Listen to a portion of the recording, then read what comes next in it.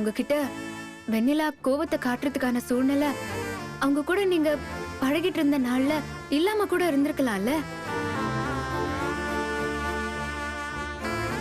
ஏன்னா இப்படி ஒரு பொண்ணு அக்ரெசிவா மாறி கத்துறது எல்லாம் அவங்களோட நேச்சர்லயே இல்லாத ஒரு விஷயமா இருக்கும்னு நான் நம்பலங்க. இல்ல இல்ல காவேரி, இதெல்லாம் நீ தேவையில்லாம யோசிக்கிற மாதிரி இருக்கு. இங்க பாரு, வெண்ணிலாவால இனிமே எந்த பிரச்சனையும் வராத மாதிரி நான் பாத்துக்கிறேன். நீ worry பண்ணிக்காத.